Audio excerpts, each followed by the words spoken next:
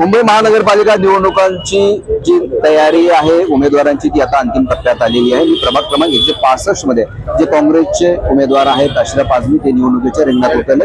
आज त्यांच्या प्रचारासाठी काँग्रेसचे खासदार प्रताप गडिंग या ठिकाणी आले होते. सर, आज काय सांगाल, एकूणच कशा प्रकारचा तुमचा प्रचार अंतिम टप्प्यात आलेला आहे? मुंबई महानगरपालिका निवडणूक ही अंतिम टप्प्यात देखील झालेली आहे, एकूणच काय सांगाल? प्रचार बहुत अच्छा चल रहा है. आपने अभी देखा हमारा कार्यक्रम, हम पिछले 4 दिनों से रोज जो है वो एक पब्लिक मीटिंग कर रहे हैं और दिन भर हमारा पद यात्रा रहती है. शाम के वक्त जो है हमारी पब्लिक मीटिंग रहती है. हम घर घर जाते हैं, डोर टू डोर जाते हैं. हजारों घर हम जा चुके हैं. बहुत अच्छा रिस्पांस है और बहुत अच्छा रिस्पांस है और पूरी तरह से जनता हमसे संतुष्ट है. हम वापस आएंगे, ऊपर वाला चाहेगा तो, लोग चाहेंगे तो, और हम जाकर महानगर पालिका में लोगों के प्रश्न को जो 4 साल से पेंडिंग पड़े हुए हैं, जिनका समाधान नहीं हो रहा है, उनको करेंगे. पानी की कमी है, साफ सफाई की कमी है, रस्तों में बहुत सी दूसरी प्रॉब्लम है, अपना अस्पतालों में तकलीफ है, एजुकेशन का स्तर बहुत खराब हुआ है, करप्शन बहुत बढ़ गया है. बहुत बड़े पैमाने पर भारतीय जनता पार्टी, राष्ट्रवादी कांग्रेस और शिंदे साहब की सेना, ये तीनों मिलकर तिजोरी खाली कर रही महानगर पालिका का. आपको तो मालूम होगा कि 12,000 करोड़ रुपया हमारे जमाने में जो एफडी हुआ था, एफडी तो हुआ था 100 मतलब 78,000 और करोड़ के ऊपर. तो ये जो एफडी हुआ था उसमें 12,000 करोड़ रुपया उन्होंने वो सिल्लक पैसा वापस निकाला, ठेवी का वो पैसा उन्होंने, उसका सबका हिसाब होगा. इसलिए अशरफ आज़मी को रोका जा रहा है क्योंकि मैंने पिछले 1 साल में कम से कम 10 प्रेस कॉन्फ्रेंस हमारी नेता वर्षा गायकवाड़ के साथ की. आप भी उसमें शामिल थे और हमने बहुत बड़े बड़े घोटाले उनके उजागर किए. अशरफ आज़मी को रोकना है क्योंकि वो जाएगा कारपोरेशन में तो फिर उसके पास एक बड़ा अधिकार आएगा और वो बोलेगा, इसलिए उसके साथ चले जाएंगे. आपके सामने भारतीय जनता पार्टी के भी उम्मीदवार है और खास तौर पे यहाँ पे राष्ट्रवादी कांग्रेस पार्टी अजीत पवार गुट के भी उम्मीदवार जो कप्तान मलिक है. कैसा देखते हो, कैसा आपको यहाँ पे सामना दिख रहा है? देखिए, भारतीय जनता पार्टी पिछली बार मुझसे 2800 वोट पीछे थी. 2800 पिछली बार भारतीय जनता पार्टी 2800 वोट पीछे थी. पिछली बार जो है राष्ट्रवादी कांग्रेस मेरे साथ 2900 वोट लेकर तीसरे नंबर पे थी. इस बार वो दोनों पार्टियां एक दूसरे के साथ साटा लोटा करके चुनाव लड़ रही हैं. दोनों को अच्छी तरह मालूम है कि कोई चुनाव जीतने वाला नहीं है. बस फर्क ये है कि वो चाहते हैं कि कितना ऐसा वोट जो अशरफ आज़मी को 6,228 वोट मिला था उसमें कितना ज्यादा वोट हम कट कर दें ताकि भारतीय जनता पार्टी जो दूसरे नंबर पे है वो पहले नंबर पे चली जाए. बस उतना ही मुद्दा है और उसके लिए ये काम कर रहे हैं क्योंकि उसके लिए भारतीय जनता पार्टी ने उनको आदेश दिया है. वो आदेश जो है क्लियर है कि एक प्लान बनाया गया. कांग्रेस ने 21 सीट महानगर पालिका की बीजेपी को हराई है और बीजेपी जानती है कि उसको 82 सीट से ज्यादा मिलने वाली नहीं है क्योंकि उसके पास जो पूरी स्ट्रेंथ थी वो पिछली बार की वही है. पर भारतीय जनता पार्टी के पास जो ताकत है उस ताकत पे वो जो जीत रही है उसके लिए तो वो लड़ रही है, लेकिन जो वो नहीं जीत रही है उसको हराने के लिए इस तरह के जो मोहरे इस्तेमाल कर रही है.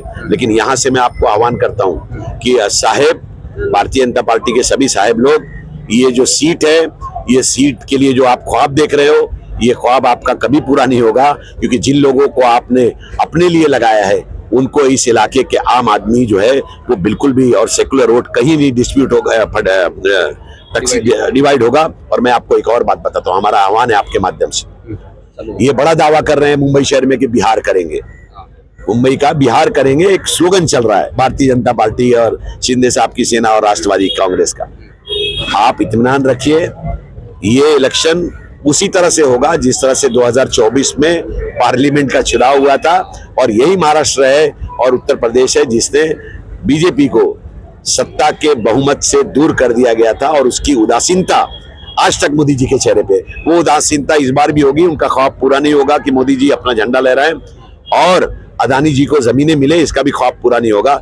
जो लोग पीछे लगे हैं पैसे की ताकत में वो बहुत बड़े हैं, लेकिन उनके पास दिल पे राज करने की जो कला है वो उनके पास नहीं. दिल पे राज करने का अधिकार हमारे पास. दिल पे राज करने की कला तो आपके पास है, लेकिन जब मैंने आपके जो विरोधी है एनसीपी कांग्रेस पार्टी के जो कप्तान मलिक है उनसे भी पूछा था कि माहौल क्या चला, उन्होंने साफ कहा था कि 10 साल से अशरफ आज़मी ने कुछ काम नहीं किया, जनता नाराज है और जनता हमारे साथ है. ये बुक है सर. साहेब जो है ना, सोच भी नहीं सकते वो काम हमने किया है. अगर नहीं करते तो 15 साल चुनाव कैसे जीतते, है ना, एक बात है. तो ये काम है, वो काम का जवाब मैं नहीं देता उनको, वो तो जनता देगी ना, वो लोग देंगे जो लोग यहाँ रहते हैं, उनको मालूम होगा ना। आपके बोलने या मेरे बोलने से मैं बहुत कर रहा हूँ, आप बोल रहे हैं नहीं कर रहा हूँ, तो वो लोग बोलेंगे। इसमें जो जो तस्वीरें हैं ना मेरी, उनको बोलिए एक तस्वीर ऐसी बना दे इसमें, आपकी किताब में जो आपने की है किधर भी। 15 साल तो यहाँ पर उन्हीं के परिवार के बड़े भाई एमएलए थे ना, तो फिर उसके बाद चुनाव हम लोग क्यों जीते? चुनाव हम लोग क्यों जीते? लोगों ने हमको क्यों जिताया? और उसके बाद लास्ट टाइम जो है उनके परिवार ने फिर चुनाव लड़ा था यहाँ से, तो फिर लोगों ने चुनाव क्यों नहीं जिताया? सब जानते हैं, ओपन किताब है कि 2 सीट पे आप वहां लड़ रहे हैं, तीसरी सीट को आपको हरवाने के लिए न्योता दिया गया है, आप उस पर काम कर रहे हैं। आप करिए, फैसला कौन करेगा? जनता करेगी। जनता जो फैसला करेगी वो सराखों पे, लेकिन मुझे यकीन है कि जनता भी हराने वालों के साथ नहीं जाती, वो जीतने वालों के साथ जाती। मेरा सवाल एक है लास्ट का, अभी एक आपका वीडियो वायरल हो रहा है, आप और चांदोली विधानसभा के आमदार दिलीप मामा लांडे है, जो आधी रात 3 बजे कहाँ पे एक मीटिंग करे, ऐसा उस वीडियो में लिखा है। क्या हकीकत है? वाकई में हाँ। लास्ट के तकरीबन इलेक्शन शुरू होने के 10-15 दिन पहले एक मारामारी हो गई। मारामारी होने के बाद जो है एक हमारे कार्यकर्ता का सर फट गया। सर फटने के बाद जब वो पुलिस स्टेशन गया तो पता चला कि पुलिस जो है उसका केस नहीं ले रही है, ऐसा उसका बोलना था। तो हमने उसने मुझे फोन किया कि दादा ऐसी ऐसी बात है और मेरा ऐसा ऐसा प्रॉब्लम है, मारा है जिन्होंने, मतलब किसने मारा? तो बोले और मामा का रिलेशन वो लोग से है, मामा की पार्टी के लोग हैं या मामा के जान पहचान के लोग हैं। तो मैंने फोन किया पुलिस स्टेशन में कि उनका केस बनाना पड़ेगा, और ये मामला उनका रात चलता रहा। 2-2:30 बजे के करीब में मुझे मामा का फोन आया, कह रहे भाई उसमें आपको गलतफहमी हुई, वो मेरे लोग नहीं है, मैं जानता भी नहीं हूँ, वो मारामारी किए, उससे मेरा कोई लेना देना नहीं है, आप किधर है, आप ये गलतफहमी मत पालो, आप मेरे बारे में भी पुलिस स्टेशन में बोल रहे हो, ऐसा मत करो, मैं थोड़ी मारने वाला हूँ। तो मैंने उनको बोला कि नहीं आपने किया है और आपके लोगों ने किया है और आपका नाम ले रहे हैं।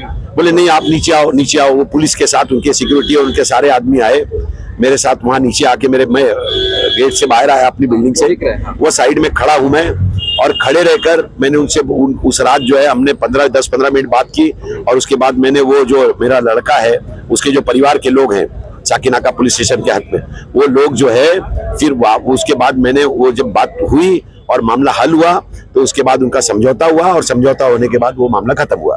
तो वो चांदीवली के एमएलए हैं, उनके बेटे को, उनके जो मामी जो लड़े उनको हराने के लिए जो जैन हमारा लड़ रहा है उसके साथ मैं 3 बार दौरा कर चुका हूँ, और मामा की जो ये है घरवाली है उसको हराने के लिए पूरी ताकत लगाने का काम हम लोग कर रहे हैं, और हराएंगे, आप देख लेना उनको भी।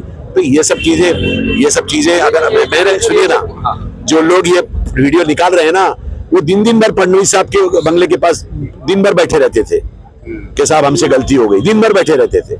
तो ये कोई बात है क्या? कोई मैं आज आपके साथ खड़ा हूं यहाँ पर, ये कोई शिवसेना के कार्यकर्ता है मुझसे बात कर रहे हैं, तो इससे क्या होता है? और अशरफ आजमी के वार्ड में वो आए, अशरफ आजमी के घर के नीचे आए, उनके लिए मदद करने के लिए अशरफ आजमी नहीं गया है, और उनका यहाँ मदद का कोई मामला नहीं है, ना उनकी कोई पार्टी इलेक्शन लड़ रही, ना उनका कोई लेना देना है। तो ये एक झगड़े का मामला था जिसमें मेरी नाराजगी थी। मैंने खुलकर पुलिस स्टेशन में वो नाराजगी जाहिर की, और मैंने बोला कि अगर आप एफआईआर नहीं लेंगे तो मैं कोर्ट का दरवाजा उसको भेज रहा हूँ, कोर्ट का दरवाजा खटखटाऊंगा। उस बात को लेकर उन्होंने मुझे फोन किया, पहले 11 बजे किया, मैंने नहीं उठाया, फिर 2-2:15 बजे किया, वापस उन्होंने किया और उन्होंने कहा कि भाई पहले तो आप गलतफहमी निकालिए, आप घड़ी घड़ी मेरे बारे में बोल रहे हैं, मैं कोई गुंडा हूँ, दादा हूँ, ऐसा हूँ, ये उन्होंने बोला। सर ऐसा है कि ये तो पूरा मोदी जी के साथ बैठ रहे हैं, तो ये हम लोग कई बार मेमोरेंडम लेके गए कि अजान दुकान जो है वो मस्जिदों के ऊपर लाउड स्पीकर लगे हुए वो मत निकालिए। फडणवीस साहब के पास गए, मेरी तस्वीर है फेसबुक पे, तो क्या मैं उनके साथ हूँ? मेरी पार्टी की आइडियोलॉजी, अगर मेरे को लेने के लिए पार्टी में सभी पार्टियां तैयार थी, सब लोग आ रहे थे, फंड देंगे, ये करेंगे, वो करेंगे, हम गए क्या? जाना होगा तो खुलेआम की बात होती है ना, तो हमने तो लात मारा है, तुम तो छुप के उनकी गोद में बैठे हो चलाने वालों। तो ये सब चीजों को इस तरह से बेवकूफ बनाने का काम बंद करो। ये जनता है और जनता सब जानती है। आप हम कॉर्पोरेशन में जाते हैं, मेयर हमारे टाइम पे 3 बार मुद्दा सिर्फ विचारधारा की सीधा नहीं हो रही, ये सब ऐसे वीडियो निकालो, झूठा प्रचार करो, इसके ऊपर राजनीति चल रही है। कैसा है साहब? ये कौन कर रहा है? ये राष्ट्रवादी कांग्रेस के लोग कर रहे हैं। नाम आया है जिस आदमी ने सोसाइटी से वीडियो निकाला है, सब है, उससे कोई विषय नहीं है, और हमने कोई उसकी कंप्लेंट भी नहीं की। आपको कोई फर्क भी नहीं पड़ता। ये कोई बात है? आप कोई वीडियो मैं हम लोग खड़े हैं, ये किसी तीसरे पार्टी के आदमी है, हम इधर खड़े हैं, यहाँ के सीसीटीवी ने देख लिया कि ये खड़े हैं और हम लोग की बात हो रही है, इससे क्या फर्क पड़ता है? हम आपको हराने के लिए पूरी ताकत के साथ लगे हुए हैं, हराएंगे, राष्ट्रवादी कांग्रेस को हराएंगे, ये हमारा वो है। लेकिन हमारे रिश्ते उनसे खराब नहीं है, पर्सनल रिलेशन कोई किसी से कोई ये नहीं है। जाति दुश्मनी है क्या? उनकी होगी, हमारी उनसे कोई जाति दुश्मनी नहीं। आप मुंबई कांग्रेस के प्रवक्ता भी हो और वो वरिष्ठ लीडर भी। मुंबई में कांग्रेस कितनी सीट जीती? देखिए, इस बार कांग्रेस पिछली बार से ज्यादा सीटें जीत रही है।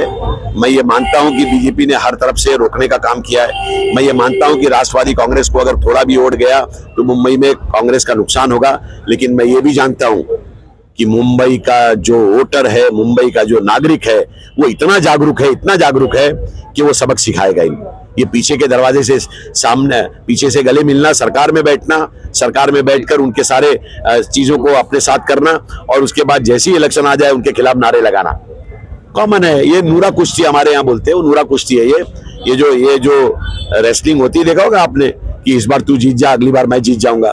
तो उन दोनों को ये समझाना है, बीजेपी और राष्ट्रवादी कांग्रेस को, कि कुछ नहीं होने वाला, तुम भूल जाओ। ये जो लोग आए थे, ये हमारी मोहब्बत में आए थे, आगे भी आएंगे और वोट भी देंगे और तुमको निरंक वापस करेंगे, मायूस वापस करेंगे। तुम जो सपना सोच रहे हो, तुम बोल रहे हो ना कि तुम लोगों को खरीद लोगे, अरे तुम लोगों को नहीं, उनकी परछाई को भी नहीं खरीद सकते। पूरी दुनिया मिलकर भी एक आम आदमी की आत्मा को, उसके जमीर को नहीं खरीद सकती। आप समझ रहे हैं साहब? इसलिए आप इत्मीनान रखिए। ये जो वीडियो और ये वो मेरा, अगर इनके साथ में ये कर रहे हैं, ये मुझे कुछ बात करने आए, वो मुझे कुछ बात करे, उससे मुझे क्या फर्क पड़ता? अच्छा, आपको एक और जानकारी देता हूँ कि मामा से अगर कोई हमारा रिश्ता रहे तो मामा ने तो अपना उम्मीदवार खड़ा किया मेरे सामने। उनके पास उनके साथ काम करने वाले अमला भाई के बच्चे नबील को मेरे मुकाबले में उम्मीदवार बनाया उन्होंने। आप देखिए, पहले नंबर पे उनका नाम है। तो अगर मेरा उनसे कोई रिश्ता होता तो मेरे सामने क्यों खड़ा करते भाई उम्मीदवार?